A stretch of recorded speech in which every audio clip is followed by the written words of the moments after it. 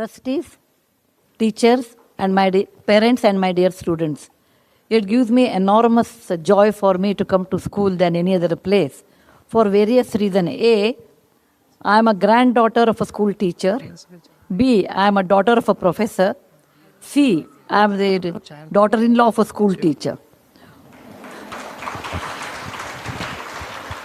D, I am a teacher. I used to teach computer science in Christ University, and later I became so irregular than my own students. Then I said I will come on a management than a teacher because of my hectic schedules. Children give me enormous joy because they are innocent. And this is the first time I'm addressing any school in Bombay. I have not addressed any school in Bombay. I have come only for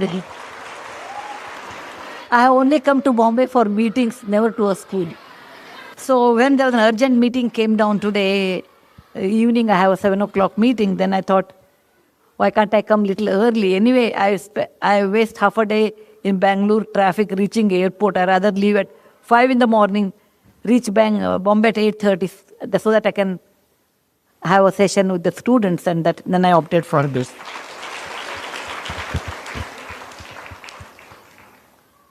I'll tell you a small story. I am a grandmother of 2 grandkids. Like today's how grandkids are there, they are like that, normal. Okay, that means more talking and less listening. And my granddaughter's name is Krishna, and she told me, they live in London. One day I told her to eat banana fruit. You know, we India consider it's a good fruit. Eat. And then she said, me, Ajji, give me she calls me Ajji, like any Kannada grandmother is called, or Maharashtrian grandmother is called. She said, Ajji, give me a set of reasons why one should eat banana, a 5-year kid. Okay? I said, okay, I will tell you a story, and then you feel like eating, you eat. I said, there was a rishi by the name Durvasa. I'm sure most of you know. Whenever he used to go to anybody's place, they used to get scared of him. Why this fellow has come, let him go as early as possible. I'm sure when you are not a nice person, nobody welcomes you. One day his wife told him, look, people, when you go, people run away. Whereas I stayed with you for such a long time, don't you think I deserve a boon or a special gift? First he was very upset. Then he said, okay, fine, I will give you a special gift. What do you want? She said, I want a fruit which is not grown in Devaloka or up above heaven, which is grown on the earth. Yet it should be used to worship God. B, it should flower once a year and it should not have any seeds. C, all parts of that tree should be used in cooking. D, it should give fruits only once in a year, and the fruit should be not messy kind, not like a mango or apple. And such fruit, without giving that to God, the puja will be incomplete. He said, okay. He made a tree and gave the fruit to the God, and then he called that, her name was Kadali, so he called that fruit the Kadali Phala. Kadali in Sanskrit became banana in English later. So whatever banana tree you see, that is the intelligence of a woman who told her husband the kind of fruit which is easy to eat, whose leaves are used for eating, whose bark is in the stem is used in cooking, whose flower is used in the cooking, which flowers once a year, and there are no seeds. So I told, it's such a great fruit on the earth. If you don't want to eat Krishna, you don't have to eat.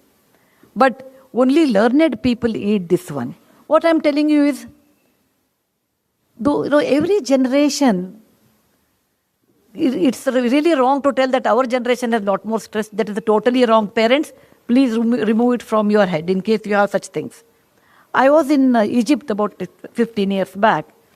Then I took on Egyptology. That is a person who knows how to read hieroglyphy, who knows more about Egyptian history, and went to one place which is 7,000 years old, and there I saw the pyramid. Inside the pyramid there was hieroglyphy, so I asked that fellow, what it is written here, you tell me.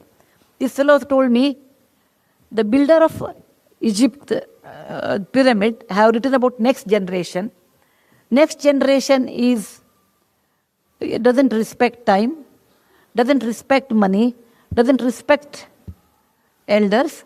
They have less common sense, they are less hardworking. I really do not know how they will survive.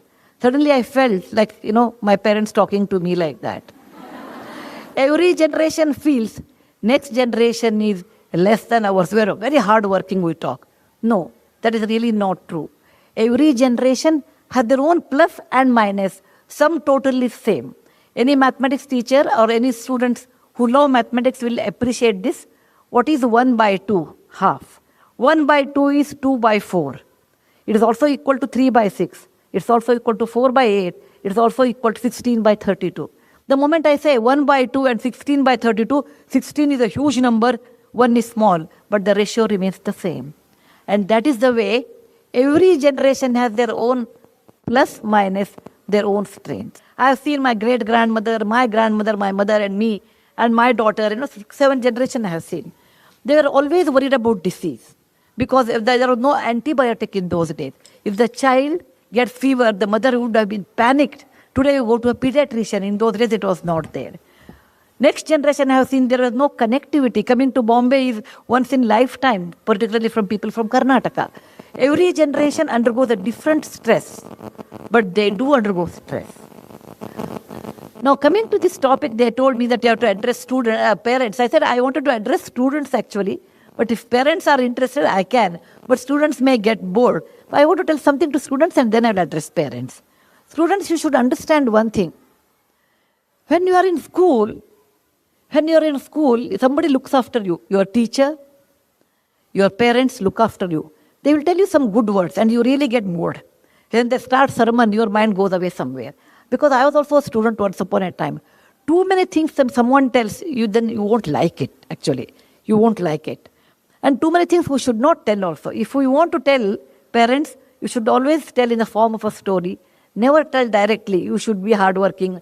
As a child, you may not like it. But please remember, people who care for you only will tell. Third person will not tell. Please don't underestimate your parents and your teachers. It's your duty to understand what they are telling, for what reason they are telling. And you have to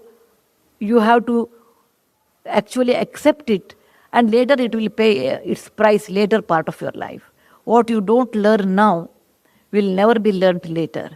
It is always false ideas. When I grow big, I will do. I don't know how many of you have read my book, The Story of Portero. Portero is a real life story. Portero was my classmate. He was reasonably bright, maybe very bright, I suppose. Never came to school, never came to college. I was in engineering college. He used to stay, he was from Goa. He used to come, he was in the hostel and he never used to come to college. Our college was 7 to 11, he will come around 10 o'clock or 9 o'clock, earliest mean 9 o'clock. And he will sit there, attend 2 classes. After that, afternoon he will come for the lab, etc. End of the year, 1 month he will get up early and he will study. And there is a method in college. You take question papers, April and October. Whatever comes in October will never come in April. Okay? I'm sure in the school also you have. Midterm will never come to final. Okay? So eliminate these question answers and then make a approximate question paper and study that, and he used to get a first class. He did all 4 years like this. Once I asked Portero, why you are such a bright person? You don't come to class. If you come regularly, you can get distinction. You can get a rank.